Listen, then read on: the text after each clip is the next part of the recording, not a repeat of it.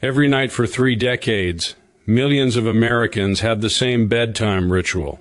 They'd turn on their television, settle into their couches, and wait for those 3 magical words, "Here's Johnny." But while we watched Johnny Carson charm us with his quick wit and easy smile, something else was happening behind that famous curtain. Something darker, stranger, and far more complex than the polished show we saw on our screens. The man who made America laugh every single night was also the same man who would cut people out of his life without a second thought, who replaced his pencils with erasers on both ends to prevent accidents, and who couldn't stand his most frequent guest. The Tonight Show wasn't just a product of one man's talent. It was a carefully orchestrated machine built on perfectionism, grudges, and calculated decisions that would shape television forever. What you're about to discover will change everything you thought you knew about the king of late night. Let's start with something bizarre that perfectly captures the obsessive attention to detail that defined The Tonight Show. Johnny Carson was a fidgeter who always needed something in his hands while he worked, and his object of choice was a simple pencil. But the show's producer started to worry. What if one of those sharp pencils went flying during a particularly animated moment? The solution was brilliant. Carson's staff quietly replaced every single one of his regular pencils with specially modified ones that had erasers on both ends. No sharp points, no potential accidents, just safe, blunt instruments that Johnny could fidget with to his heart's content.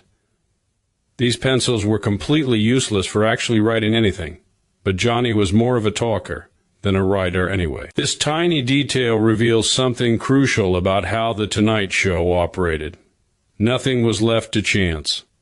Every potential problem, no matter how unlikely, was identified and solved before it could become an issue. If you thought Johnny Carson was everyone's best friend just because he seemed so warm on television, you'd be completely wrong.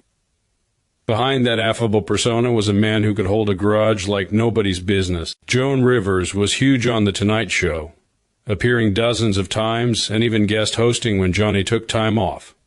Carson had been instrumental in launching her career, giving her a platform when most people weren't taking her seriously. But in 1986, everything changed. Joan Rivers accepted an offer to host The Late Show on Fox, which was being positioned as direct competition. Career moves like this happen all the time in Hollywood, but here's what made Johnny furious. Rivers never told him. She never gave him a heads up, never asked for his blessing.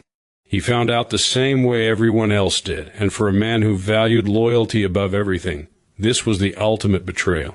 From that moment on, Johnny Carson and Joan Rivers never spoke again. In 1991, when Johnny's son Richard died in a tragic car accident, Joan sent him a heartfelt letter expressing her condolences. You'd think old grievances might be set aside in such a moment, but Carson completely snubbed her. He never responded, never acknowledged the letter, nothing. Not even the death of his own son could soften his stance toward someone he felt had betrayed him. Joan wasn't the only casualty of Johnny's inability to forgive. In 1981, Frank Sinatra approached Carson asking if Johnny would host Ronald Reagan's inaugural gala. Being asked to host a presidential inauguration is a big honor, but Johnny felt pressured into accepting. The whole thing rubbed him the wrong way. Then Carson discovered it wasn't really Sinatra's idea at all. Reagan wanted Johnny to host, but sent the request through Sinatra, instead of asking directly. This created a divide between Carson and Sinatra that never healed. The actual event turned into a disaster when Dean Martin showed up absolutely hammered, stumbling around, making a spectacle of himself at what was supposed to be a dignified presidential event. For someone like Carson, who was always so controlled and professional, the whole experience left such a bad taste that his relationship with Sinatra never recovered. Here's one of the most ironic situations in Tonight Show history. The person who appeared as a guest more than anyone else, over 100 times, was also someone Johnny Carson couldn't stand. That person was Bob Hope. The show's most frequent guest was its host's least favorite. Bob Hope was a legend who had entertained Americans for decades, an institution beloved by audiences and executives alike, but Johnny wasn't buying it. Carson understood that Hope had paved the way for comedians like himself, but understanding someone's significance and actually enjoying their work are two very different things. Carson found Hope's comedy dated, too rehearsed, lacking the spontaneity that Johnny valued. And here's what really drove Carson crazy. Hope could appear on The Tonight Show whenever he wanted. Bob Hope had such a special relationship with NBC that he had a standing invitation. He could just decide he wanted to be on the show, and there he was. This presumptuousness rubbed Johnny the wrong way. Carson was a control freak about his show. He wanted to decide who appeared and when. Having someone who could essentially invite themselves on drove him nuts. As Hope got older, his hearing started to fail, making spontaneous conversation nearly impossible. They had to stick to a script because Hope couldn't hear well enough for real banter. Carson once made a brutal comment, saying, "If I ever end up like that, I want you to shoot me." Fred Dordova produced The Tonight Show for 2 decades, working with Johnny Carson to create television history night after night. Their professional relationship was solid, built on mutual respect, but even the strongest relationships can shatter in a moment, and for them, that moment came in 1991 under the worst possible circumstances. Johnny's son Richard had just died in a tragic car accident, and Johnny decided to honor his son's memory on the show. He was sharing memories, talking about Richard's life, working through his grief publicly. It was raw, emotional, real television. And then Fred Dordova gave Carson the signal to wrap it up. The show was running long, and Dordova was thinking about schedules and timing. In his mind, he was just doing his job. But Johnny saw it as the ultimate disrespect, putting production schedules ahead of human emotion. The punishment was swift and absolute. Carson banned Dordova from the set for the rest of the show's run, the entire remaining year, until The Tonight Show ended in 1992. Dordova kept his title as executive producer, but he couldn't actually be on the set. He had to do his job from a distance, forever separated from the show he'd helped build because of one moment of poor judgment. Here's something that would have shocked most viewers. Johnny Carson, that friendly, chatty host who seemed like he could talk to anyone, pretty much didn't exist once the camera stopped rolling. Off-camera, Carson rarely socialized with guests before or after the show. He didn't hang out making small talk or maintain friendships with celebrities who appeared. This might seem cold, but it makes sense. Johnny spent several hours every day being on, having to be charming, engaged, and quick-witted. That's exhausting. So when the camera stopped, Johnny turned it off. The studio was his workplace, not his social club. But on September 23, 1976, Johnny broke his own rule. The guest that night was Orson Welles, the legendary director behind Citizen Kane.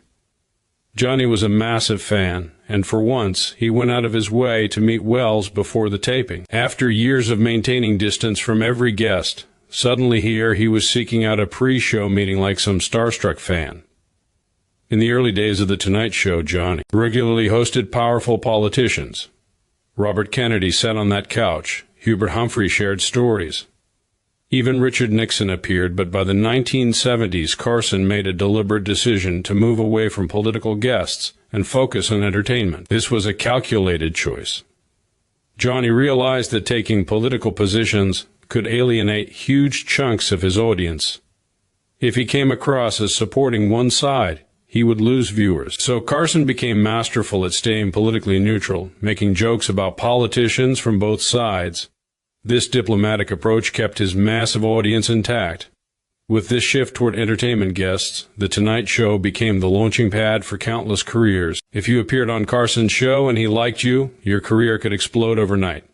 George Carlin, Robin Williams, Joan Rivers, Jerry Seinfeld, and countless others saw their careers take off after successful appearances. Getting that seal of approval from Johnny Carson was like getting crowned by the king of late night. Let's talk about Johnny Carson's most lasting legacy, the format he established for late-night television. When Johnny took over in 1962, the idea of a late-night talk show wasn't new. But what Johnny did was refine it, perfect it, and establish a formula that became the gold standard. That same basic structure he created over 60 years ago is still being followed today. The show would start with Johnny's monologue, about 24 one-liners commenting on the day's news. These jokes were quick and perfectly timed. Carson had a rule. He never said more than 3 things about any specific subject, because he understood that repetition breeds boredom. After the monologue came sketches, then the guest interviews, and the show would wrap up with a musical act or stand-up routine. Does this sound familiar? It should, because this is exactly how late-night talk shows still work today. Every host from David Letterman to Jimmy Kimmel to Stephen Colbert has followed this formula. They've added their own variations, but the basic structure remains the same because it works so brilliantly. Johnny Carson created a format that has endured for 6 decades through multiple generations of hosts and enormous changes in technology and culture. The world of media has been completely transformed since 1962. And yet, when networks want to create a late-night talk show, they still use Johnny Carson's blueprint. That's the mark of true genius, creating something so perfect that even 60 years later, nobody has found a better way to do it.